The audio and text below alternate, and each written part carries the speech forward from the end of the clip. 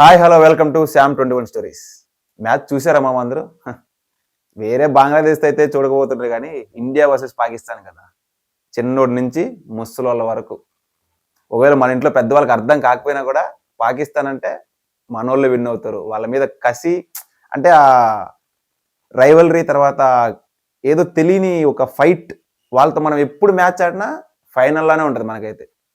Match ఉందయ్యా ఈరోజు, అస్సలు బాబా ఫుల్ మీల్స్.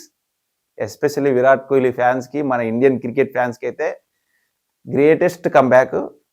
మ్యాచ్లోకి వెళ్తే టాస్, మన రోహిత్ భాయ్ వరుసగా 12 మ్యాచ్లలో టాస్ ఓడిపోయాడు. టాస్ ఓడిపోతే ఏముందిలే, మ్యాచ్ మందే కదా. పాకిస్తాన్ ఫస్ట్ బ్లాస్ట్ ఎంచుకుంది, సారీ బ్యాట్ తీసుకున్నారు.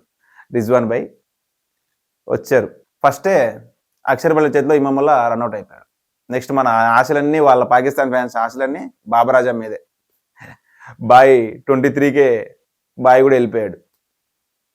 ఇంకా మహమ్మద్ రిజ్వాన్, షకీల్, వీళ్ళిద్దరూ పార్ట్నర్షిప్ 100 పార్ట్నర్షిప్ ఇచ్చారు. ఒక రకంగా చెప్పాలంటే వీళ్ళిద్దరే మ్యాచ్ని కొంచెం బిగ్ టోటల్ తీసుకెళ్ళడానికి కష్టపడ్డారని చెప్పాలి. బేసిక్గా పాకిస్తాన్ వాళ్ళు ఆడితే నిజంగా 270 వరకు కొట్టచ్చు, తెలిసిందేగా వాళ్ళ ఆత్రం గురించి. ఫాస్ట్గా రన్స్ కొట్టాలని చెప్పి వికెట్లు పోగొట్టుకున్నారు.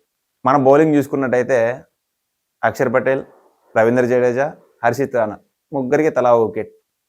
కుల్దీప్ భాయ్ అవుట్ ఆఫ్ ది సిలబస్ నుంచి వచ్చి 3 వికెట్లు తీసాడు. అదేందన్నా షమి అన్న, ఫస్ట్ మ్యాచ్లో అంత ఇదిలా చేసావు, ఈ మ్యాచ్ ఏంటి 8 ఓవర్స్కి 43 రన్స్ 0 వికెట్. బాయ్ కొంచెం అటు ఇటు అయిపోయింది. మన ఆశలన్నీ షమి బాయ్ మీద ఉండే, కానీ అవుట్ ఆఫ్ ది సిలబస్ వచ్చి కుల్దీప్ యాదవ్ గట్టిగా ఇచ్చేసాడు. మన వాళ్ళు 241కి వాళ్ళని అలౌట్ చేసేసారు. మనం 50 ఓవర్స్లో 242 రన్స్ కొట్టాలి. సో మన రోహిత్ భాయ్, గిల్ భాయ్ వచ్చారు. ఈ రోహిత్ భాయ్ 20 రన్స్ కొట్టి, ఆ షాహిద్ అఫ్రీద్ దాంట్లో 2021లో సేమ్ యార్కర్కే బాయ్ ఎల్బిడబ్ల్యూ అవుట్ అయిపోయాడు. సో ఈరోజు కూడా సేమ్ యార్కర్కే బౌల్డ్ అయిపోయాడు.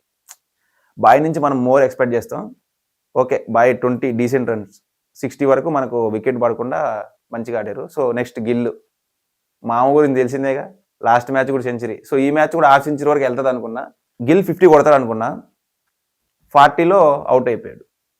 ఆ అబ్రార్ అహ్మద్ వికెట్ తీసాడు. అక్కడి వరకు బాగానే ఉంది. పెద్ద కింగ్ ముందు చిన్న కింగ్ని స్లెడ్జింగ్ చేసాడయ్యా, ఇలా పట్టుకొని. వాడికి అప్పుడు అర్థం కాల, లాస్ట్కి వాళ్ళు ఇలా పట్టుకొని ఇలా వెళ్ళిపోయారు. కింగ్ ఉన్నప్పుడు ఆపోజిషన్లో క్రీజ్లో ఉన్నప్పుడు ఇలాంటి స్లెడ్జింగ్లో అవసరం లేదు. సో వాడికి తెలియదు అనుకుంటా, మ్యాచ్ అయ్యాక తర్వాత చూసుకుంటాడు. సో గిల్ బాయ్ కూడా వెళ్ళాడు. తర్వాత గిల్ది విరాట్ కోహ్లీ పార్ట్నర్షిప్, వీళ్ళది గుడ్ పార్ట్నర్షిప్ వచ్చింది. దెన్ శ్రేయస్ అయ్యర్ కూడా 56 రన్స్. రీసెంట్ టైంలో సైలెంట్గా వస్తాడు, 50 కొట్టుకుంటాడు, తను చేయాల్సిన డ్యామేజ్ చేస్తాడు, నిదానంగా వెళ్ళిపోతాడు. లాస్ట్కి మ్యాచ్ విన్ అవుతామని తెలుసు. కోహ్లీ 88 రన్స్ దగ్గర ఉన్నాడు, ఇండియాకి 12 రన్స్ కావాలి, కోహ్లీ సెంచరీ కూడా 12 రన్స్ కావాలి. అప్పుడు వచ్చాడయ్యా మన హార్దిక్ భయ్య. అందరికీ గజ్జలు వణుకుతున్నాయి. బాయ్ 90స్లో ఉన్నప్పుడు, అదర్ బ్యాట్స్మెన్ 90స్లో ఉన్నప్పుడు బాయ్ వస్తే చేజింగ్లలో ఇండియాకి రన్స్ కావాలంటే బాయ్ నిర్దాక్షిణం కొట్టేస్తాడు. సో అది ఏమైందో తెలియదు కానీ బాయ్ మాత్రం అవుట్ అయిపోయి బాపు అక్షర్ పటేల్ వచ్చాడు. నిజంగా అక్షర్ పటేల్ ఈరోజు విరాట్ కోహ్లీకి సపోర్ట్ చేసిన విధానానికి సెల్యూట్ కొట్టచ్చు అసలు. విరాట్ కోహ్లీ ఏమో అక్షర్ పటేల్ రన్స్ కొడుతుంటే 2D అంటున్నాడు, కానీ అక్షర్ పటేల్ వెళ్ళట్లా, బాయ్ నువ్వు సెంచరీ కొట్టు, నేను ఇటే ఉంటా. సో అక్షర్ పటేల్ ఒకటే కాదు, మొత్తం మ్యాచ్ చూసే ఇండియన్ ఫ్యాన్స్ కానీ, అక్కడ డగౌట్లో రోహిత్ శర్మ కానీ, లేకుంటే గంభీర్ కానీ, అందరూ ఒకటే, మ్యాచ్ అలాగో విన్ అయిపోతాం, విరాట్ కోహ్లీ సెంచరీ కొట్టాలి. అక్కడ స్టార్ట్ అయింది టెన్షన్. విరాట్ కోహ్లీ సెంచరీకి ఏమో 10 రన్స్ కావాలి, ఇండియా విన్నింగ్ కూడా 10 రన్సే కావాలి. లాస్ట్లో ఒక 4 కొట్టి సెంచరీ కొట్టాడయ్యా.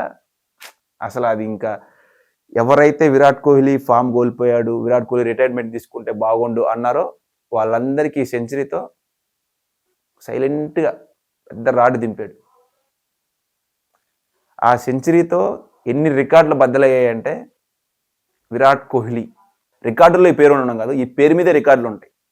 ఒక డైలాగ్ ఉంటుంది కదా పవన్ కళ్యాణ్ గారిది, కొన్నిసార్లు రావడం లేట్ అవ్వచ్చాము కానీ రావడం మాత్రం పక్క అన్నట్టు, కొన్నిసార్లు సెంచరీ కొట్టడం లేట్ అవ్వచ్చాము కానీ కొట్టడం మాత్రం పక్క. ఓడిఐలో 51 సెంచరీస్, దరిదాపుల్లో కూడా ఎవరు లేరు. సచిన్ టెండూల్కర్ గారు 49, విరాట్ కోహ్లీ 51 సెంచరీస్.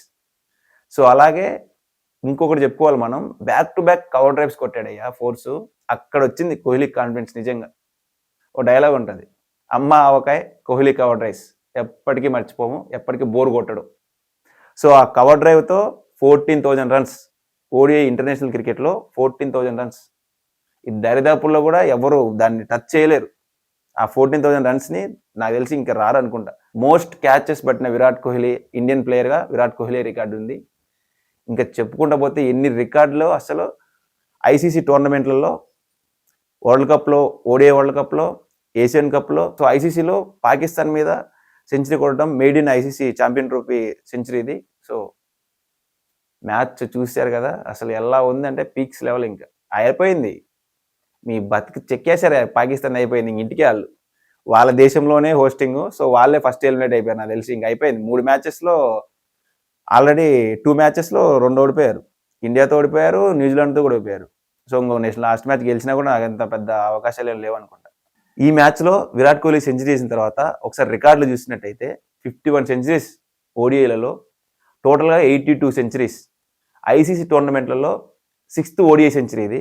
అలాగే 157 క్యాచెస్ ఫర్ ఇండియన్ తరపు నుంచి, 157 క్యాచెస్. దాని తర్వాత కవర్ డ్రైవ్ కొట్టి 14,000 రన్స్, ఓడిఐలలో 14,000 రన్స్.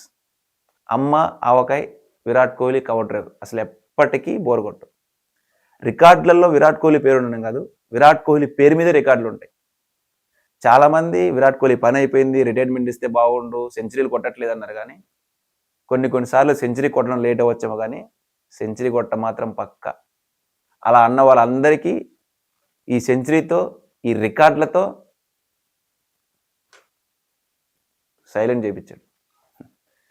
అసలు ఆయన చేజింగ్లలో విరాట్ కోహ్లీ 27 సెంచరీస్ ఉన్నాయి చేజింగ్లలో. అసలు చేజింగ్ అంటే ప్రెజర్ ఉంటుంది, ఆ ప్రెజర్కే ప్రెజర్ తెప్పించే మనిషి తెలుసుగా విరాట్ కోహ్లీ. మొత్తానికి మ్యాచ్ అయితే విన్ అయిపోయాం. సో చూడాలి, నెక్స్ట్ న్యూజిలాండ్తో ఉంది, మార్చ్ 2 న్యూజిలాండ్తో ఉంది. సో ఆ రోజు విన్ అయినా అవ్వకపోయినా ఆల్మోస్ట్ మనం ఇప్పుడు క్వాలిఫై అయిపోయినట్టే. సో హోప్ఫుల్లీ ఈ ఛాంపియన్స్ ట్రోఫీ కూడా కొడితే రోహిత్ శర్మ క్యాప్టెన్సీలో ఇంకొక ట్రోఫీ వస్తుంది. వీళ్ళిద్దరి టీంలో ఉన్నప్పుడు సో ఎన్ని ఎక్కువ ట్రోఫీస్ వస్తే అంత ఫ్యాన్స్ అంత ఫీల్ అవుతారు. రోకో ఈ బాండింగ్. సో ఇది ఇవాళ video. So subscribe to Sam 21 Stories. మళ్ళీ ఇంకో వీడియోతో మీ ముందుకు వచ్చేస్తాం. By by.